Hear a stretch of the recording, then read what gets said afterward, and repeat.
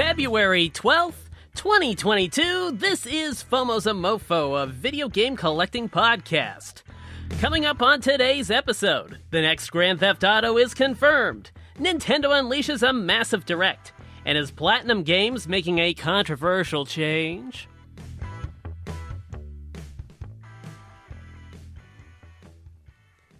Welcome to episode 5 of FOMO's a MOFO, and I think we are having some streaming difficulties for some reason.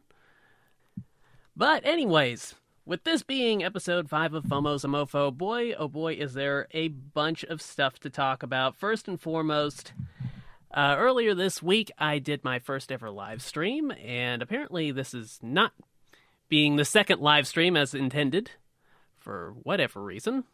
But, anyways, that's the first time I've ever done anything live as far as a podcast goes. And I just thought, you know, why not? We have the Nintendo Direct going on. It seemed like a good time to do it. So, I just said screw it and grabbed a mic and hit play. And, of course, there were a few technical difficulties with it.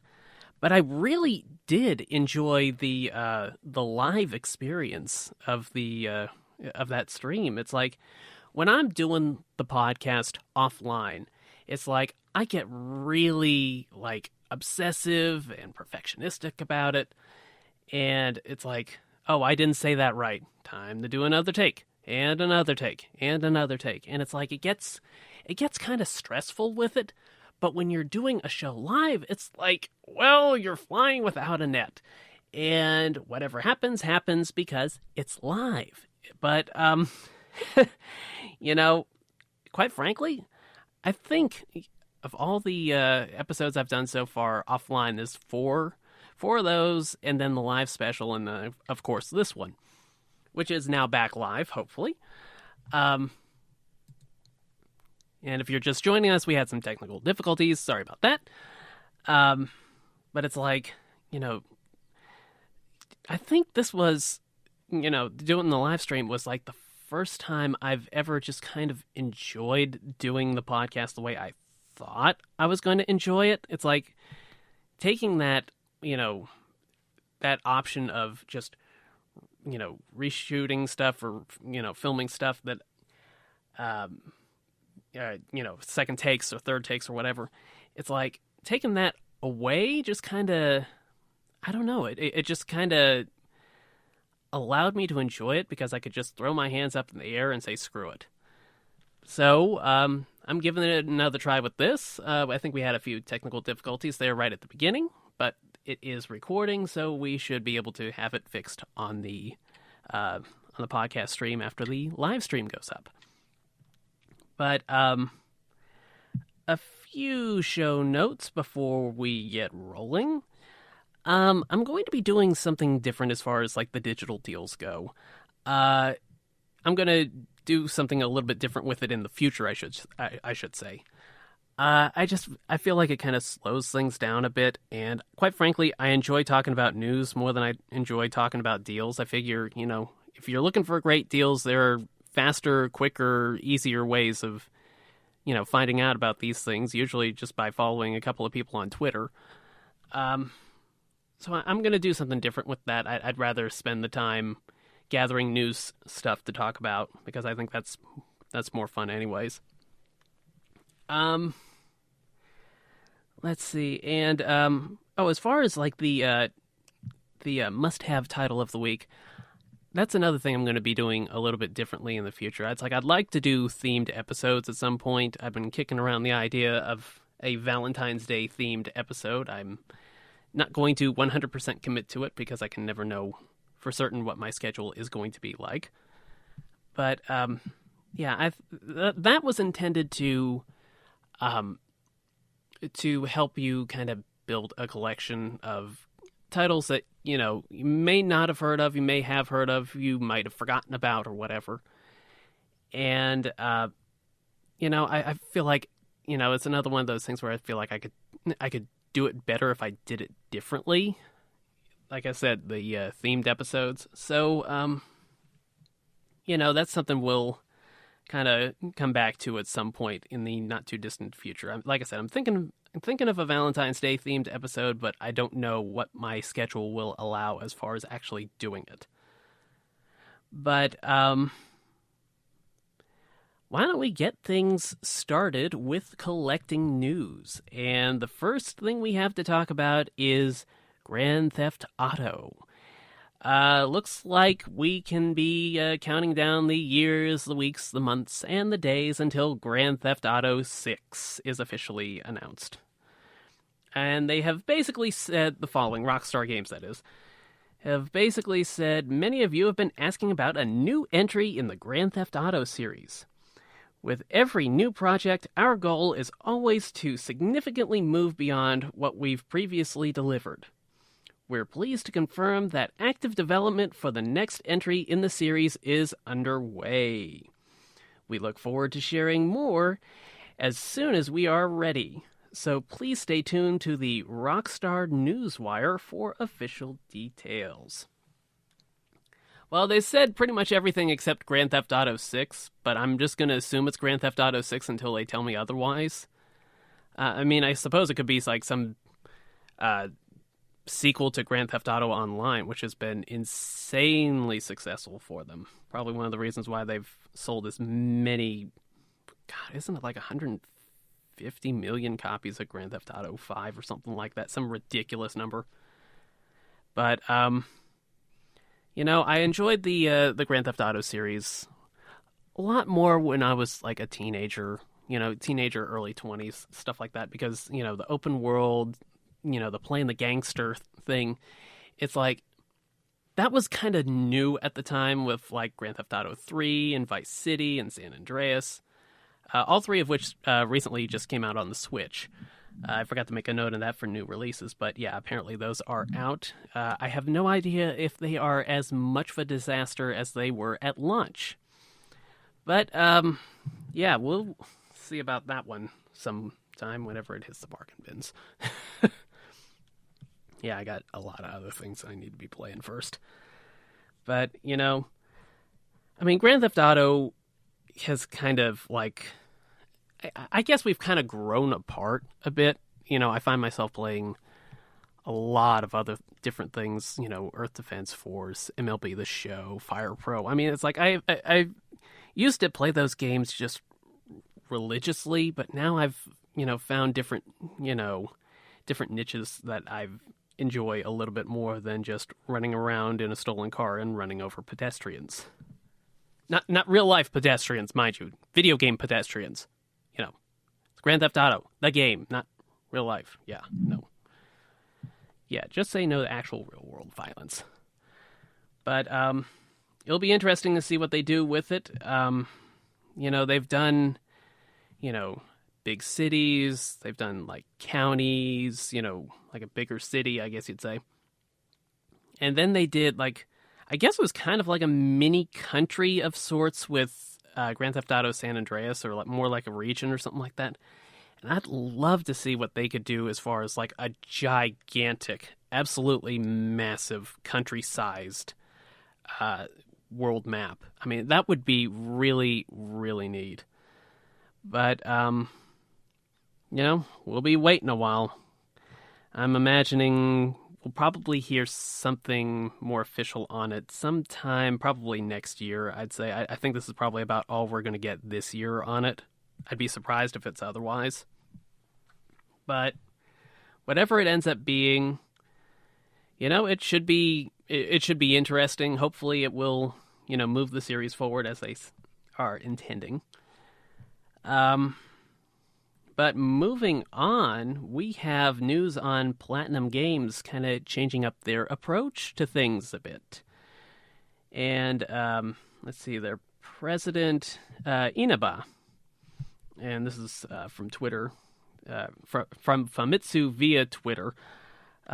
Basically, Inaba says that he wants to do titles that can be enjoyed and loved for a longer period of time. And he said, I guess it's due to market changes and whatnot, rather than the usual one-off, well-designed titles that we've enjoyed over the years, like Bayonetta and Astral Chain, Nier, stuff like that.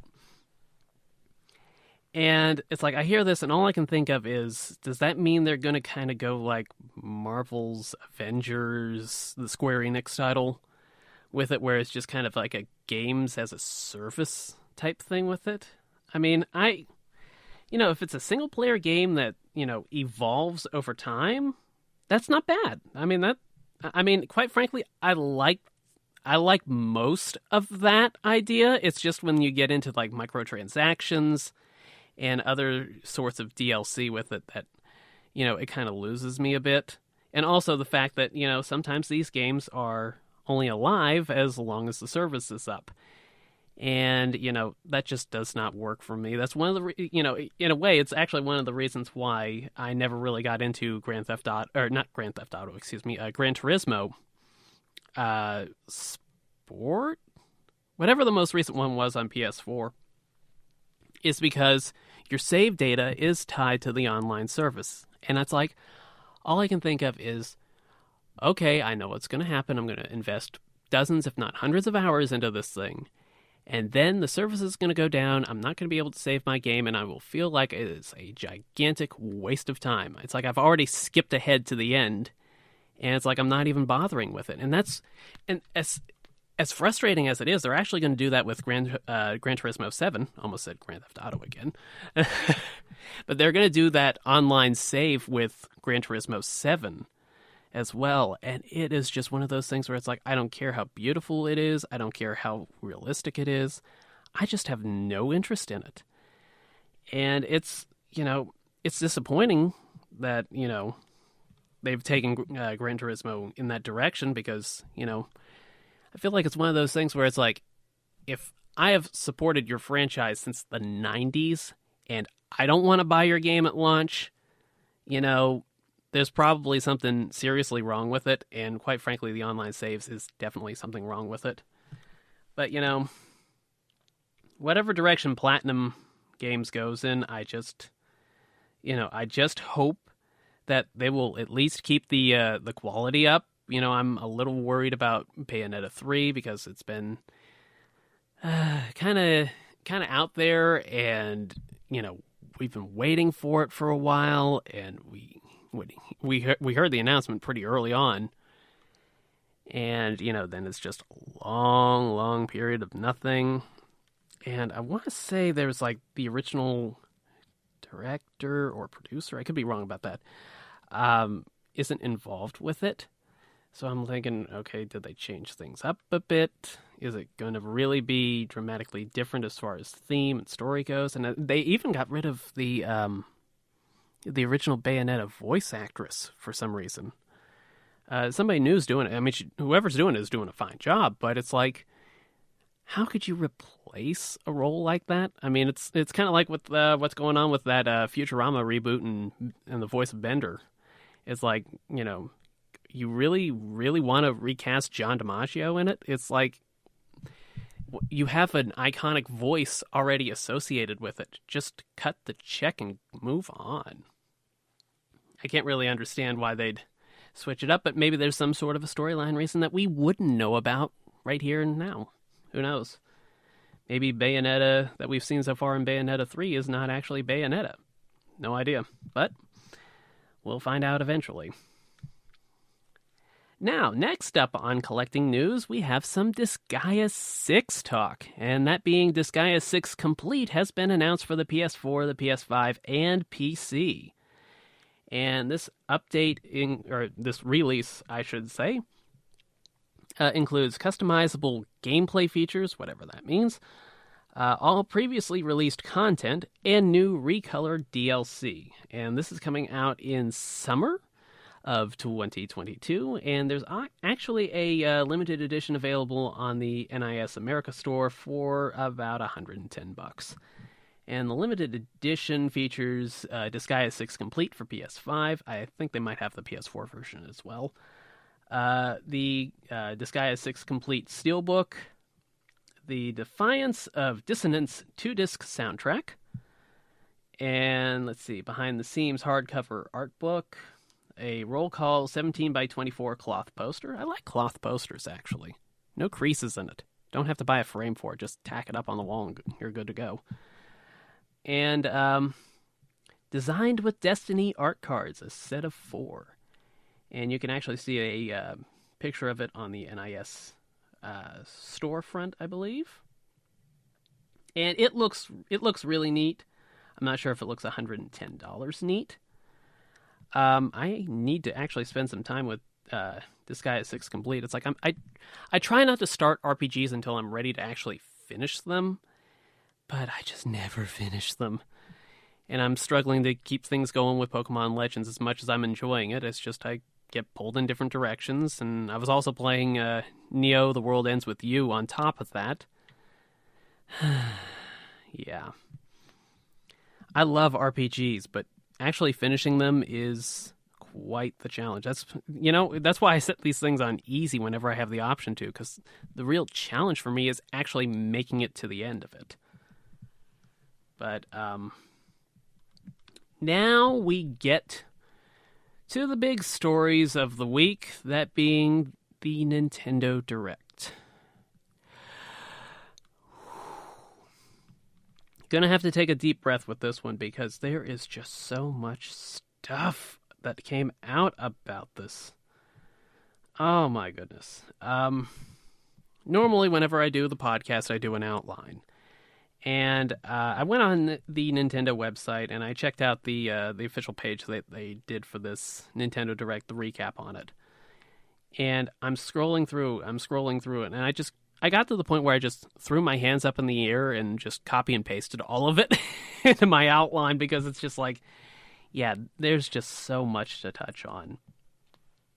First and foremost, we got a new Fire Emblem Warriors game, and if you were listening on the live stream, I kind of flipped out about that because that was one of my picks. That was like my big pick. I even put bonus points on that one, and that was actually what it ended up being, was Fire Emblem Warriors 2 in one way, shape, or form. And it appears this one is going to be kind of like Age of Calamity in that it takes place basically in this one specific Fire Emblem world, this one period of time, that being the time period of 3 houses, the most recent mainline entry. And we haven't seen a ton of gameplay, but we saw the heads of the 3 houses dishing out Warriors-style gameplay, and there was a little bit in there of possible use of mounts, like having dragons or something like that you can ride around on. Kind of like the typical horses in regular Dynasty Warriors games. But and the way that the wording is on some of the descriptions for it that they used kind of makes me think that, just like with Age of Calamity, this isn't going to be like a full-fledged sequel to 3 Houses, more like it's possibly like an alternate universe type thing.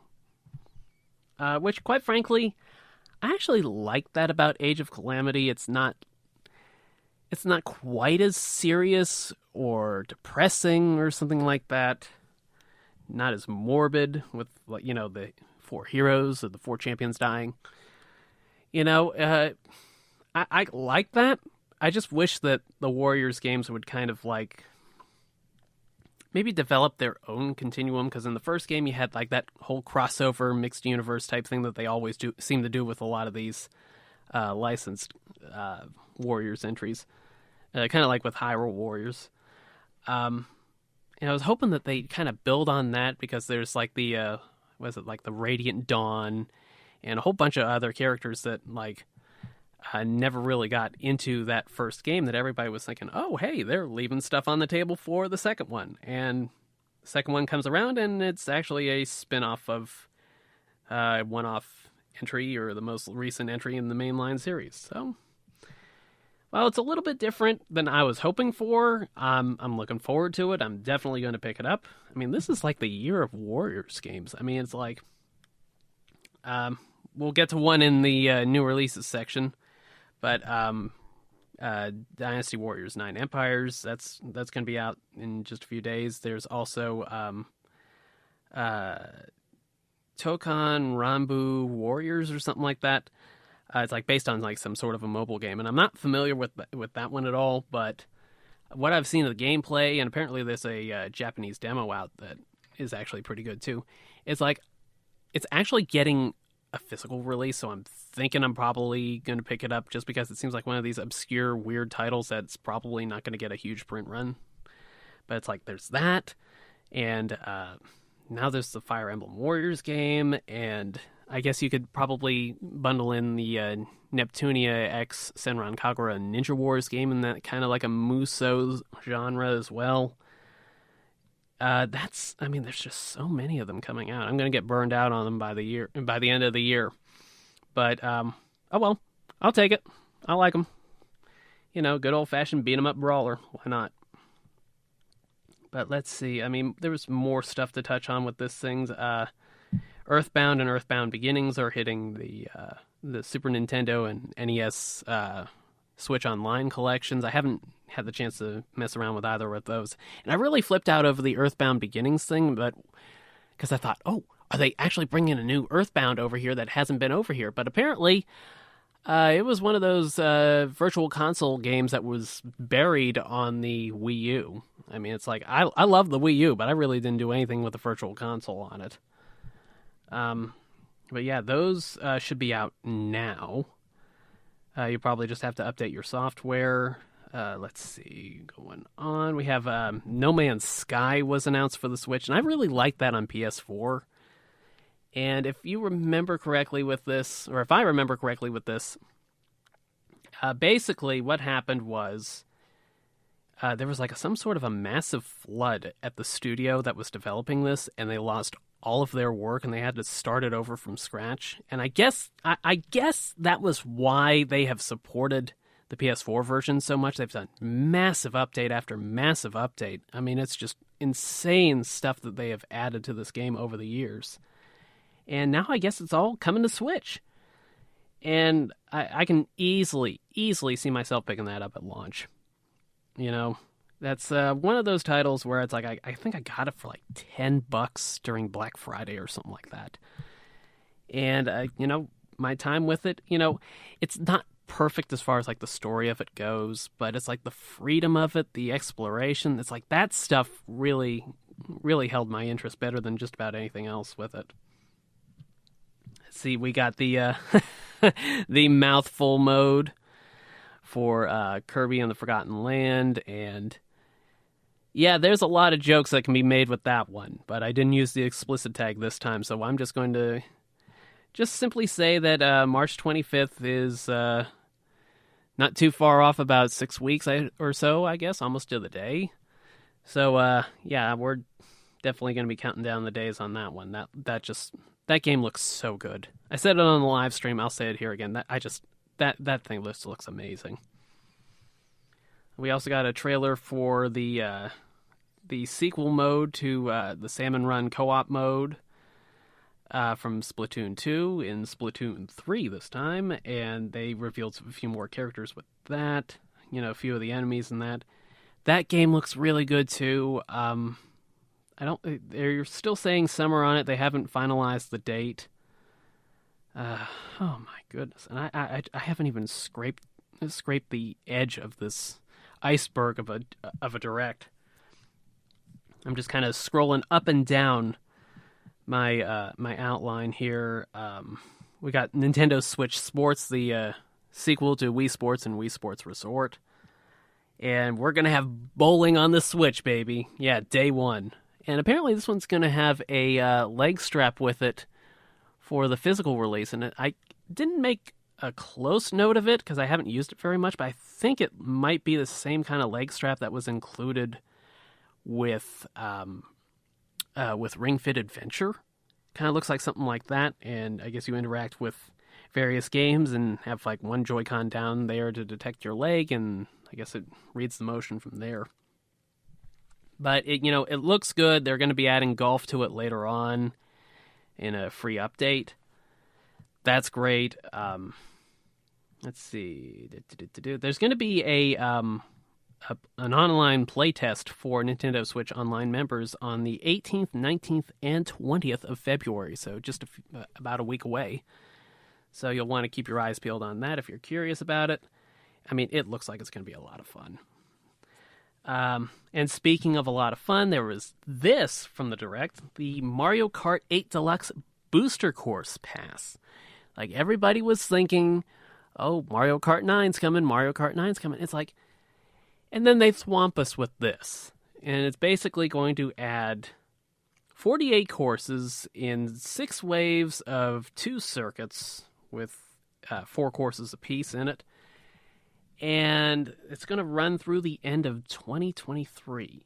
And, you know, it's like, the more I think about it, the smarter this decision is. It's like, Mario Kart 8 Deluxe is the most successful title on the platform. I believe it's sold like 35 million copies, something like that, 38. It's like more than anything else on the platform, even Animal Crossing. Not sure how long it's going to last, but this is definitely going to help it out a bit. And it only makes sense when you have an install base that is, you know, nearing 40 million players, 40 million copies out there, to, instead of having them start over from scratch, just add this content to it and make more money on what you've already sold them. Don't have to do any sort of a physical release for it or anything like that. Just have them download the data and you're good to go. And that's going to be $25, or if you have the Nintendo Switch Online Expansion Pass, you will get that bundled along with it. And let's see, that's going to start, I guess the launch of it is going to be on March 18th. And that's going to have the first set of 8 courses with it. And these things are going to be recycled from the previous games in the series. I say recycled, but basically they're just going to be remaking or remastering these tracks for the Switch for the Nintendo Switch. And you have everything from like courses all the way back to the Super Nintendo and the Nintendo 64, which that was always my favorite entry in the series, but 8 and 8 Deluxe definitely are coming pretty close to it. Let's see what else we have to talk about. They also revealed Mario Strikers Battle League, which is a continuation on their soccer spin-off Mario Sports franchise. And that looks pretty neat, too. I don't know if I will be jumping out, on day one to get it. But the trailer looked really good. If you are a fan of the franchise from the older days in the, I think it was the Wii. I think that was the Wii. Then it's definitely worth a look. Definitely give the trailer a viewing. See if it's up your alley, and that'll be out on June 10th. Let's see. And from one sport to another, and this one's my favorite sport that does not involve, people throwing each other off of steel cages or anything like that. That being MLB The Show 22. We finally went there again. Just like with the live stream, I said finally when it's like only been announced like 2 weeks ago or something like that.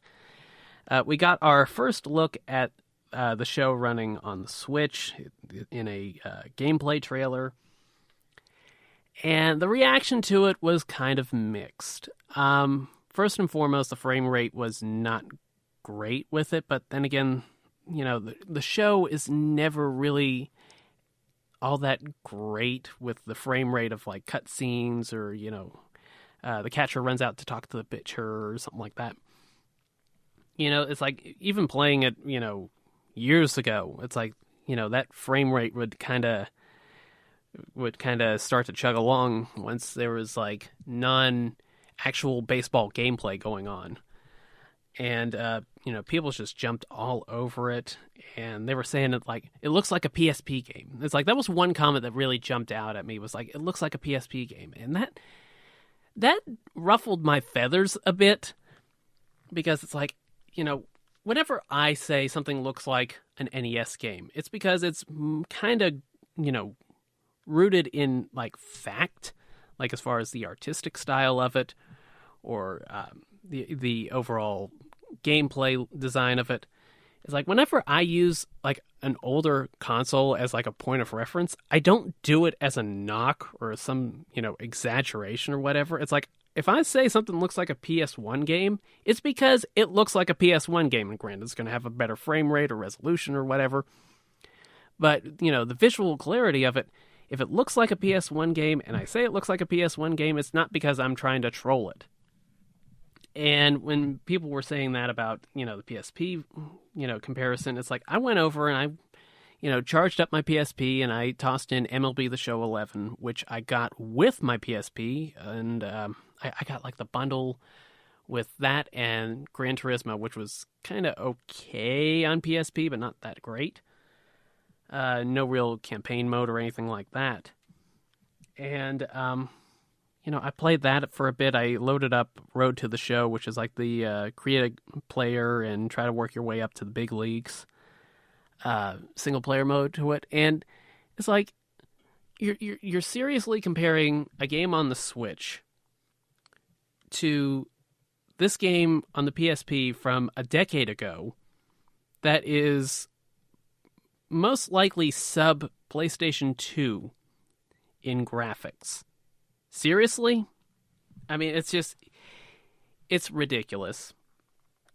And, the thing is, there is one shot in that trailer where I can almost see the comparison because there was one, like a advertising billboard that had MLB The Show 22 on it.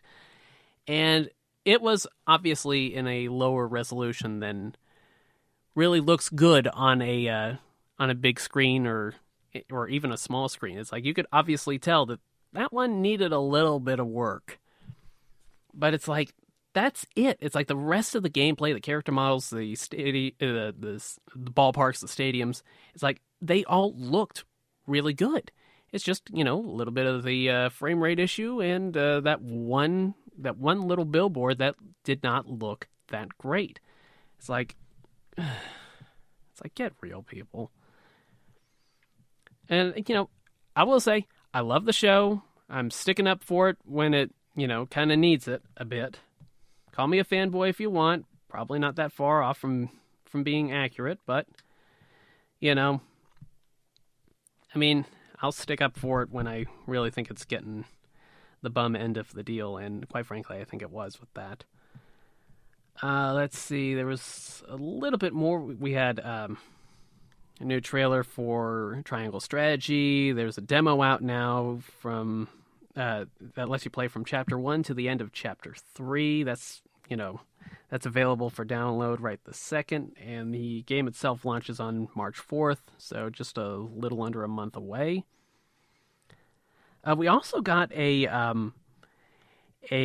trailer or announcement trailer for Live Alive, which is an HD 2D RPG, and it's like when I saw the name Live Alive, it's like it clicked with me because I knew I had heard it at some point, but I didn't remember exactly what it was. As I thought it was like some Japanese exclusive RPG, and it ended up being that was exactly what it was. But I didn't know anything about it. I had seen like the cartridge numerous times throughout the years, just kind of, whenever I've checked out Super Famicom games that I've wanted to buy at some point. And, that kind of came out of nowhere, and, it seemed to, really make an impact with people, because apparently this, the story's a little bit like Octopath Traveler in that you have all these different characters that you're playing as throughout the game. Like, let's see, in the twilight of the Edo period, a shinobi undertakes a secret mission. And, it's like all these, and that was from the press release. That's not me being melodramatic and making these things up off the top of my head. But, you have all these different characters that you're playing as, and experiencing these micro stories that apparently, I guess towards the end kind of interconnect, or you can kind of see the connection between all of them by the end of it. And it's really, really neat that they are, given that the the chance to shine over in the States. And that's going to be out on July 22nd, so that'll be a good summer RPG for those of you out there looking for it. Let's see, God, it just keeps going and going. We got a new trailer for Advance Wars 1 and 2 Reboot Camp, and that's going to be out on April 8th. That got delayed from last year, probably for the best. Let's see, there was a free update for Metroid Dread. I mean, this thing just keeps going and going and going. I don't think this was the best Nintendo Direct they've ever done, but it certainly was not the worst. I mean, they just backed up a truck and offloaded a ton of stuff. And let's see, the free update for Metroid Dread adds Dread Mode difficulty.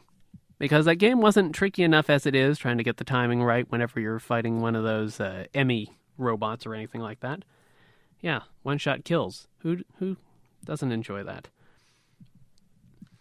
But let's see, there's also going to be a boss rush mode coming out a little bit later on. Let's see, they also added a rookie mode difficulty, which is far less punishing, which is definitely a good thing. I have not figured out or tested out to see if there's any other changes in it. And I haven't checked out the patch notes on it besides what they announced in the trailer. But that's out now. There's going to be a boss rush mode in April with a second free update. Okay. I need to take a sip. Oh. I mean, it's just keeps going and going and going. Let's see. Anything else I missed? Besides the big one at the end. Let's see. I guess. Oh, there was the remake of the first two Front Mission games being announced. Those are tactical strategy games. I'm trying to remember if we got the first one on the Super Nintendo in the US or not. I think we did, or maybe it was PS1. But that's coming out. You know, the first two are in the works. And I remember playing Front Mission for the first time, and quite frankly, the only time, if I remember correctly, on the DS, because they did a port remake of the first game for that system as well. And this one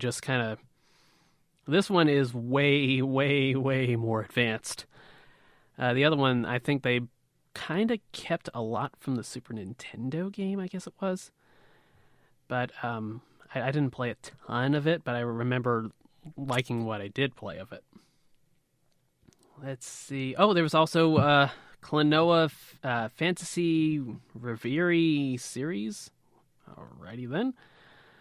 And of course, Klonoa has been one of these classic PS1 titles, and I guess it got a remake on the Wii, and I think a sequel on the PS2. I think that's right. I don't know if the sequel came out on the Wii as well, but this is going to be the first two Klonoa games, and I have the first one on the PS1. I got it for my birthday. The year it came out, I guess it was like 99? 2000, somewhere around there. 98, 99.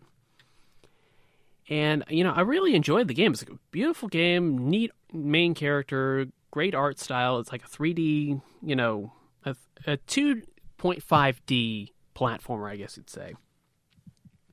And it's like, one of the birthday presents I remember. And it's like, I jump on Game Eye, which is the app I use to keep track of my collection. And they pull like the evaluations or the latest price data from, I think it's VG charts. I could be wrong about that. And I'm like, oh, hey, this game I got for my birthday, and yeah, it's worth $500. I'm like, eh? It just keeps going up and up and up in value, and I'm assuming that this is going to fix that wonderful problem. And then again, you never know. People might want to be sticklers for the original. But Let's see here. They confirmed. Let's see. Moving on, they confirmed Demon Slayer, Kimetsu no Yaiba, the Hinokami Chronicles for June 10th, and I mentioned that game being revealed on the last episode, I believe. And let's see, they had Taiko no Tatsujin Rhythm Festival, which has like 4-player drumming to it. Like 4 players can kind of like play their own parts in the song. And it looked really, really neat. Like one of those things where if you get a couple of friends and a couple of brewskis in you, you just have a mile of laughs. And, that one's also going to have like 500 songs via like a in-game paid service. That's kind of crazy for a music game, let me tell you. But I like the idea of it, and let's see. I don't think they have a date on that one. I mean, this was just an incredible direct. I've probably taken almost as long to recap this stuff as I did actually watching it, just because there was so much. They had Disney Speedstorm, a free-to-play kart racing game. And that's going to be coming out this summer. Let's see. Oh, the Portal Companion Collection. I mean, this thing was crazy. This was crazy. And, they got Portal 1 and 2 coming to the Switch. Split screen, multiplayer is confirmed with that. No date besides 2022. And this was here's another big title that was revealed, Chrono Cross, the Radical Dreamers Edition, which is like you remember what I was talking about with console comparisons a few minutes ago? This is what I meant when I was talking about PS1 games. This is basically the, I guess you'd say like the remastered version of Chrono Cross from the PlayStation 1, and I think this is going to be like $20. And, I guess they're kind of moving on from some of the Final Fantasy games, since a lot of those have gotten ported over from that era over to modern consoles. Final Fantasy 7 and 8. I think 9's on there on the Switch as well. And now they're moving on to this, and that's going to be out April 7th. I can't remember if that's going to have a physical release or not. I think it might just be digital for now.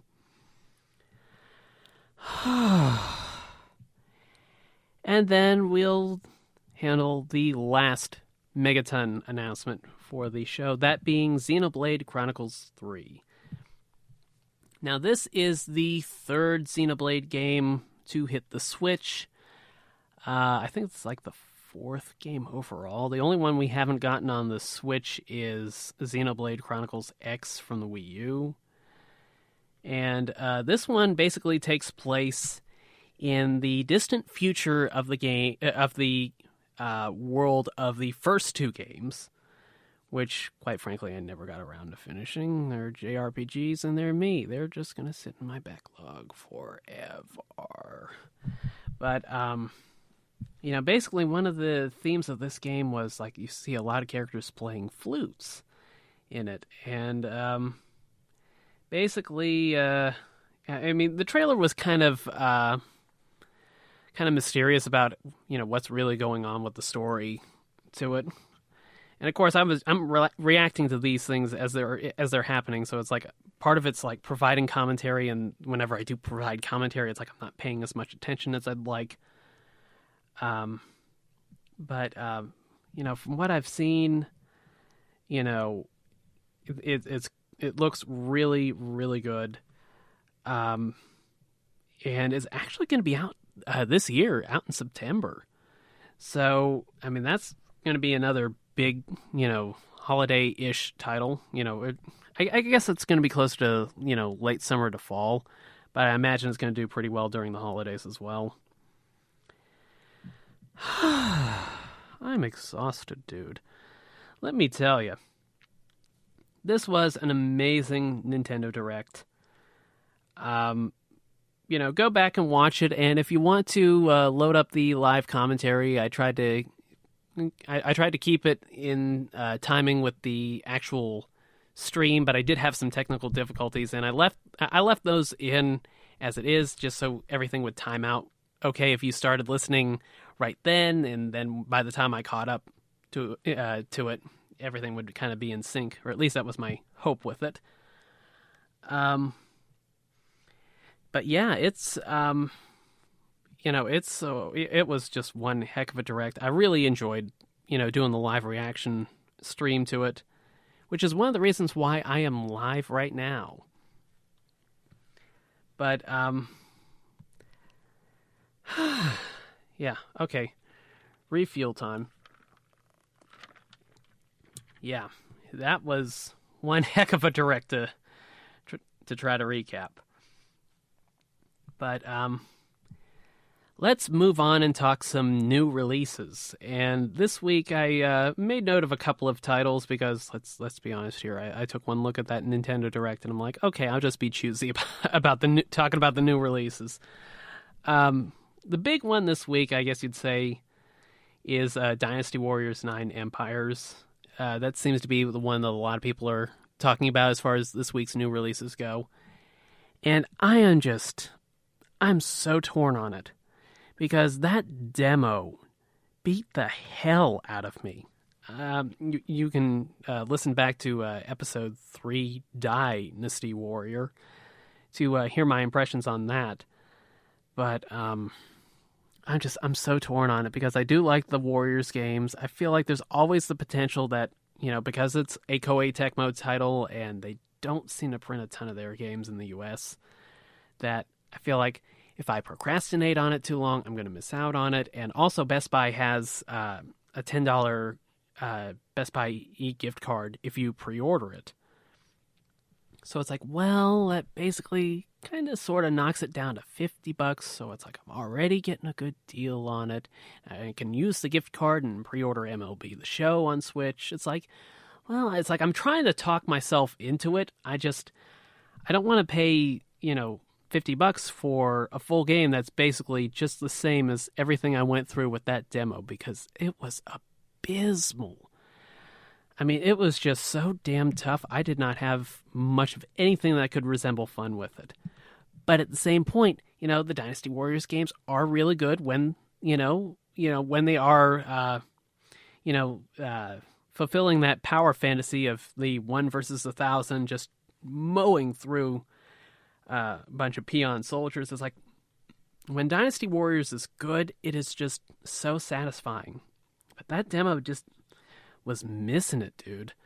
And of course, there were performance issues on the Switch. And of course, I've come to expect it. I tend to tolerate it, I guess you'd say, just because it's portable. I can watch it, I can play it while I'm watching TV on the couch. I can, go anywhere and play it. So it's like, well, yeah, it's a trade-off. It's not the most powerful hardware in the world, so you got to make some sort of a compromise just to have it portable. But I don't know. My finger keeps hovering over the buy button. I just can't quite seem to press it. But I'm getting down there as far as time goes because that's going to be out on the 15th, so I probably... it's time to, poop or get off the pot, I guess you'd say. Let's see. The other really noteworthy title coming out this week, this one's on the 17th, is King of Fighters 15. And this has a physical release. Oh, I'm sorry. Before I get too far ahead of me, there's going to be a physical release for Dynasty Warriors 9 Empires on Switch, PS4, Xbox One, and Series X, those 2 in 1. And it's going to be digital only on the PS5 and Series S. But back over to King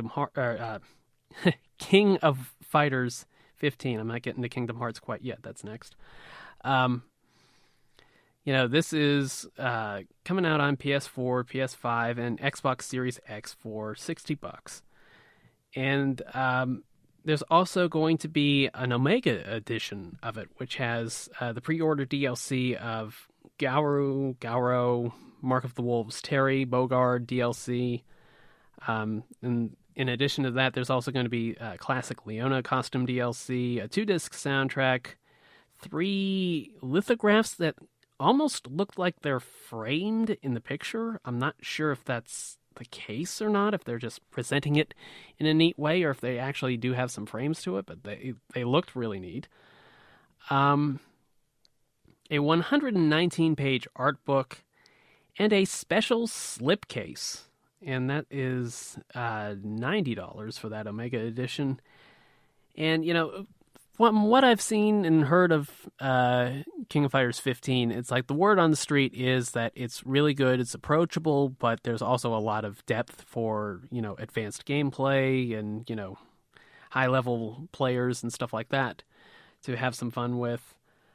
And, King of Fighters 14 on the PS4 was really good too. And, it had some AI issues. It was really punishing. Even on some of the earlier or easier difficulties, it's like you made one mistake and you were getting hit with the same combo over and over again when you played somebody. And I'm not talking about, actually playing like a real life player. I mean, just, going through the arcade mode. But, the word on the street is that this is going to be really good. So if you're a fighting game fan, this is probably going to be worth your time and money. I'm going to pick it up at some point just because I pick up just about every fighting game that comes along. I don't know that I'm going to get it at launch, though. I'll probably wait it out, and maybe if there's a decent deal on the Omega Edition, which I don't think Best Buy has that. I'm not sure if it's GameStop exclusive or not. I could be wrong. But Best Buy didn't have the Omega Edition. GameStop did. Who knows. But,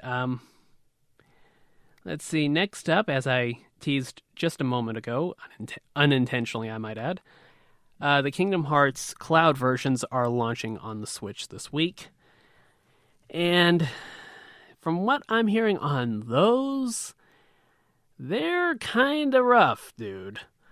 I think the visuals on those are not that great from what people are saying. Honestly, it's just... why would you pay $70 for cloud versions of a game? Just wait, get it on sale when it's like half of that. And maybe then it'll be worth it, but I'm not sold on cloud versions. I will never be sold on cloud versions. I'm just not going to waste my time or money on it. There's just way too much nipping for my attention as it is. But if you want Kingdom Hearts on the Switch, well, your choices are either these or just sticking with the music game that came out a year and a half ago, something like that. But, beggars can't be choosers, I guess. But I'm not exactly begging for Kingdom Hearts on Switch because I picked up that all-in-one bundle on PS4 for like $25. That's definitely the better deal if you have that option.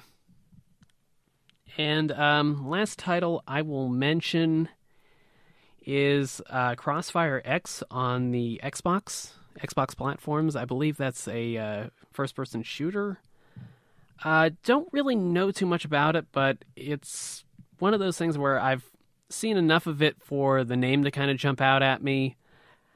Definitely worth checking out if you are an Xbox gamer, but, I don't have a Series X or an S, so, that's not me.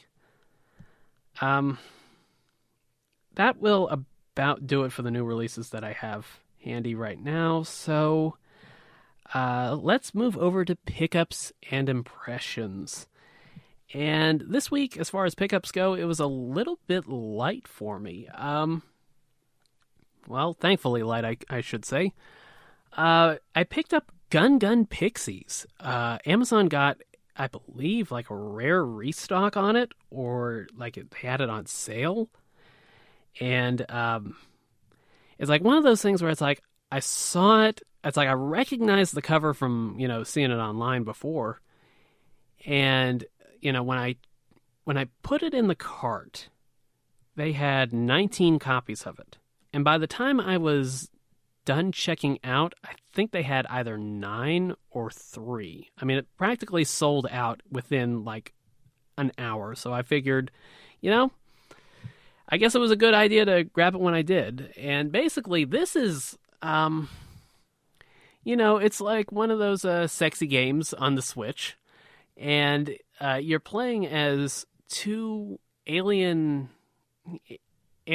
girls that are about like 10 inches tall. I mean, we're talking like action figure sized anime girls that run around a giant room. And they have happy bullets that they fire at the actual humans, the full-sized, to them gigantic humans. And well, depending on where you fire them, and again, I didn't use the explicit tag for this episode, so I'm gonna have to be kind of choosy with my words. But yeah, depending on where on the female anatomy you blast them, they get a very joyful expression. And what's that term for that? Like the clothing and stuff like that. Ahigo, something like that. Like the anime girl face. Trying not to use the explicit tag on this. But yeah, those kinds of faces. Yeah, that's the kind of faces that the characters in this game have when they've been hit with one too many of the happy bullets from these two little aliens.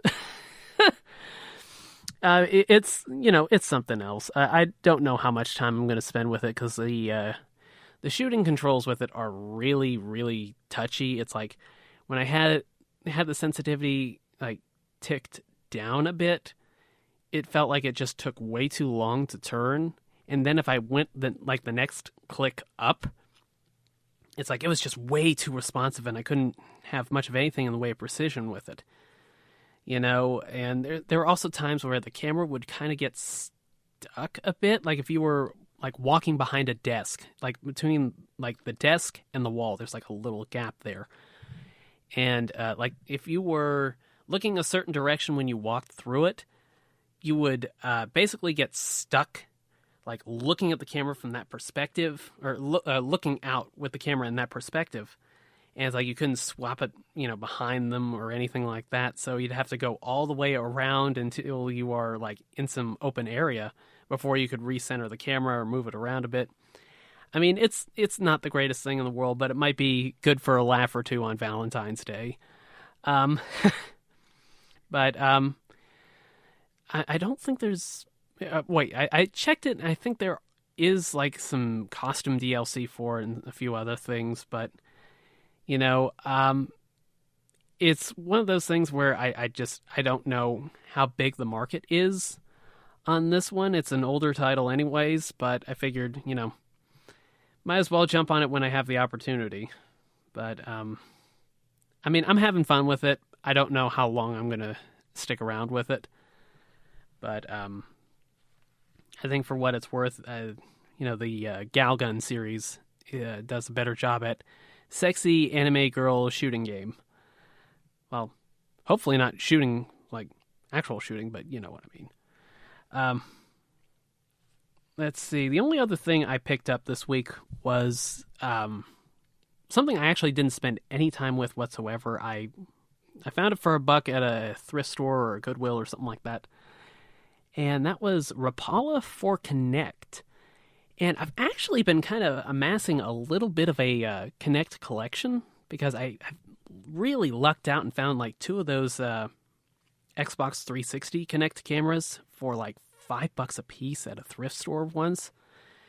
And ever since then, it's like if I see like a cheap Kinect title, I pick it up, even though I've had the Kinect connected, no pun intended, probably once or twice. The entire time I've had it, and I really haven't done much of anything with it. I remember playing Forza Motorsport 4. It's like you could do like a turning the steering wheel type thing using the I guess the body recognition of the Kinect, and that was pretty neat. But yeah, I really haven't done much of anything else with it.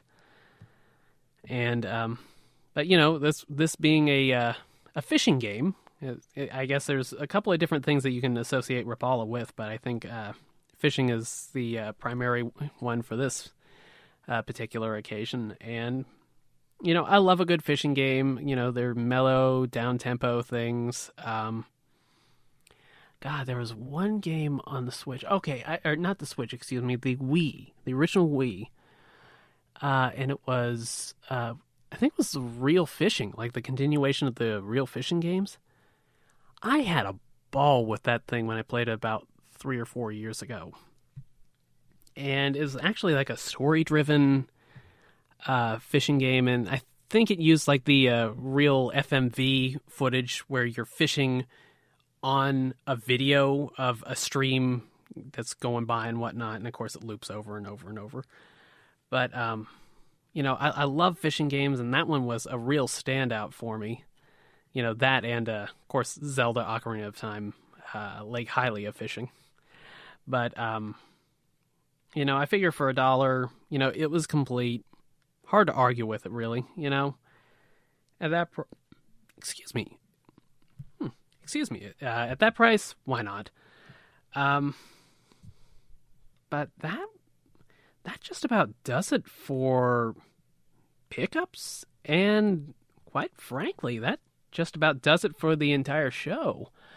Well, I guess it's about time to close up this live episode of FOMO's a MOFO, episode 5. 5 Alive? I guess there's the name for this episode.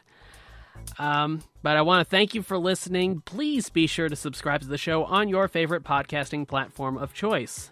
FOMO's a MOFO is available on Amazon Music, Audible, iHeartRadio, Google Podcasts, Spotify, Spreaker, Deezer, Podcast Addict, Podchaser, and GeoSavan. And if you have a few minutes and would care to do the show a real solid, drop us a like or please leave a 5-star review wherever possible. That kind of stuff really helps out with the visibility of the show. We've had several international listeners. So, whatever you guys are doing to help with the show, it's helping me out too. And it's greatly appreciated, let me tell you.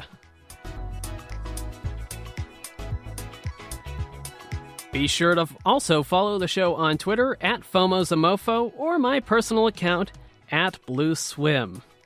Thank you for joining me for this live stream. This is the second live show I've done in some way, shape, or form, and it will not be the last. Well, have a great week, everyone. Take care, and happy collecting.